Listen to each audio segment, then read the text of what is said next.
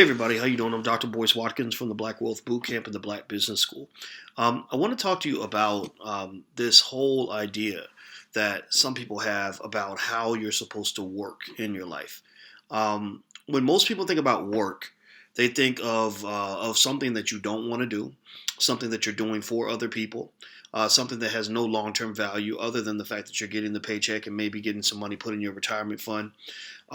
They also think of it as something that's supposed to have a definite ending time and a definite starting time, because what you're doing in life, according to the old model, is you're going to work every day for somebody who doesn't care about you. You're doing it just for the paycheck, and you're fitting life in between the time you spend working. So if you work 10 hours a day out of, you're awake, let's say 16 hours a day, you're awake, you're sleeping for 8, you're awake 16, you spend 10 either at work, coming home from work, going to work, etc.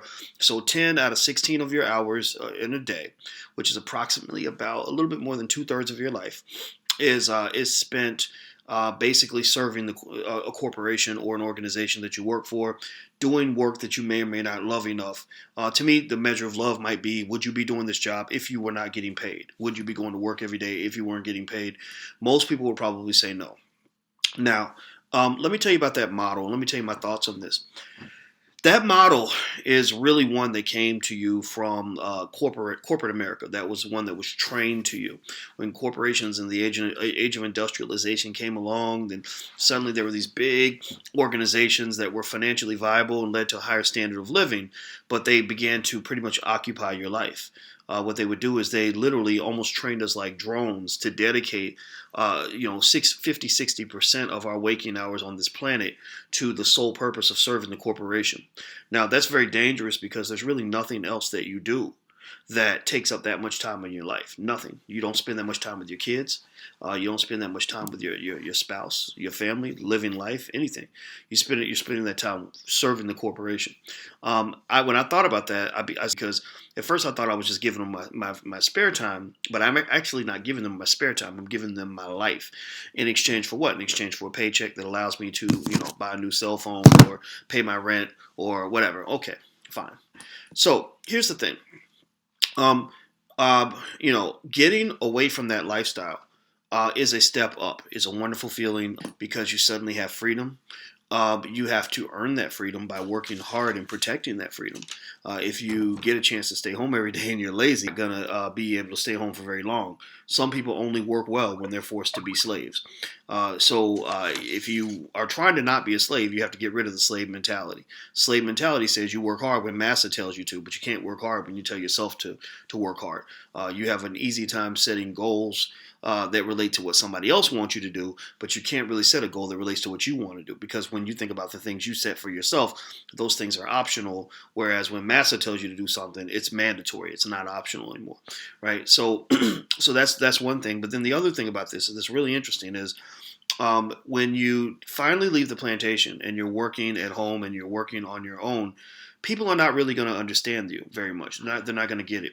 Number one, people are going to think that because you're home, that you don't have a real job.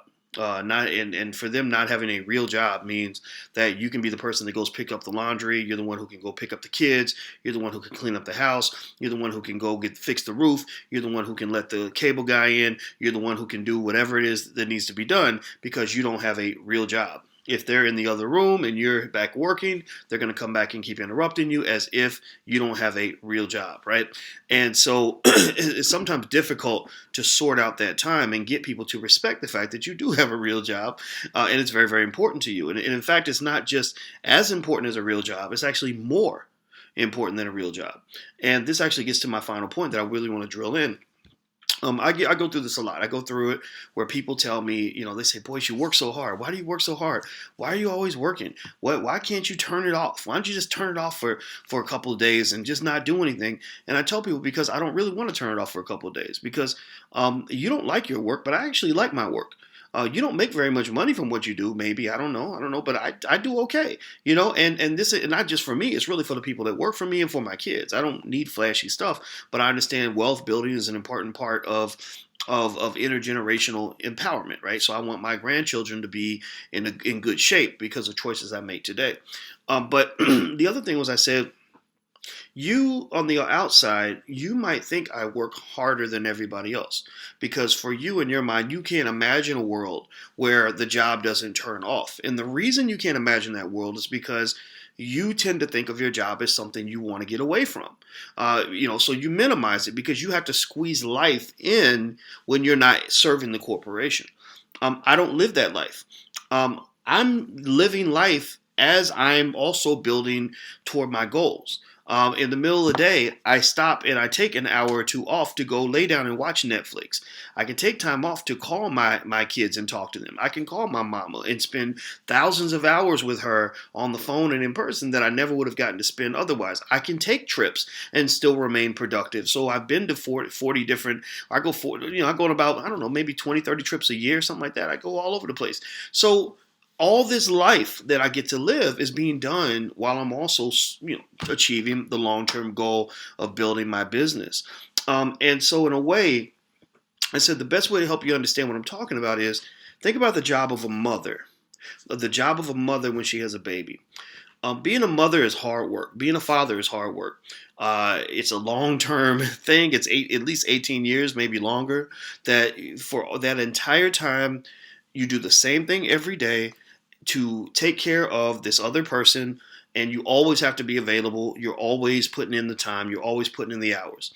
You never hear a mother say, okay, I'm only a mother from 9 to 5, and when I'm off, I'm not going to be a mama.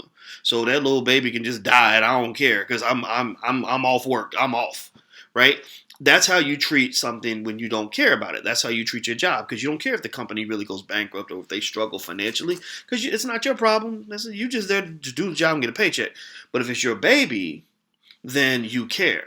Right? And so your dream, when you have a dream, when you have a vision, that is something you gave life to, something you gave birth to. And it's going to, just like a newborn baby, it's going to be tiny, it's going to be fragile, it's going to require lots of time, lots of attention.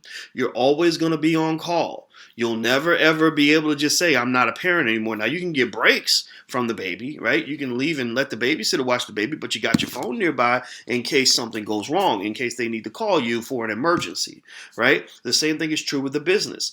That new business is it requires a lot of your time, a lot of your money, a lot of your energy, a lot of your love because your heart and soul are put into this thing. And you have to make sure this thing survives. You have to make sure this dream survives. And you have to feed the baby every day. So a lot of entrepreneurs work 7 days a week. They don't take days off. And you never have a time clock. You never punch out. You never just say, well, I'm not an entrepreneur right now. I'm just chilling. I'm just who I am. No, you always have your business in the background. And it's not a workaholic type scenario. Workaholic means to me that you are a person who's working on some stuff that you don't even have a stake in. It's not even your company. It's somebody else's company, and they got you working 14, 15 hours a day doing stuff for the law firm or for the corporation or whatever, so you can just keep your job, so you can impress your boss or you can support the corporation. When it's yours, it feels a little different. It really does become a labor of love.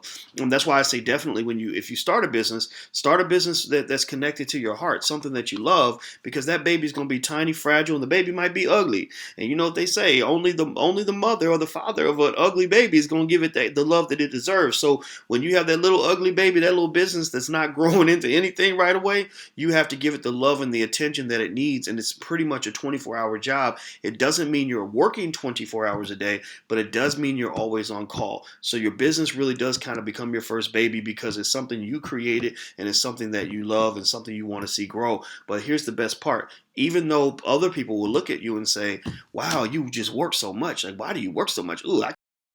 They can't see it the way you see it because they don't understand that in the previous model, in the corporate model, you work here, you give that 10 hours a day to the corporation, and then all you do in the other 6 hours a day you have is you live life. You're fitting life in when you're not serving the corporation. When you run your own business, you get to mesh all that. You can take a personal call from your friend in the middle of your workday and not have a boss over your shoulder saying who you're talking to on the phone. I logged the system and I saw you were on the phone. You took a personal call for 10 minutes.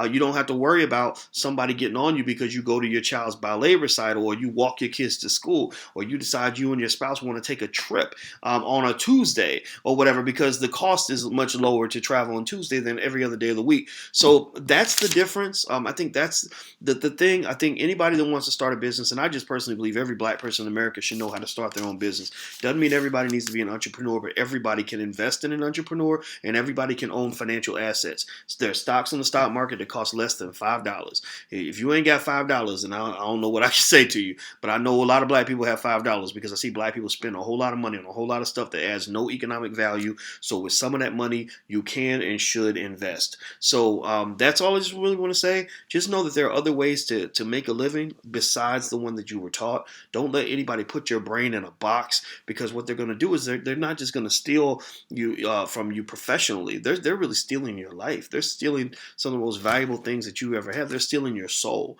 Don't let people steal your soul. Think outside. That's it. I'm Dr. Boyce Watkins from the Black Business School and the Black Wealth Boot Camp. Until we meet again, please stay strong, be blessed, and be educated. I am gone. Peace.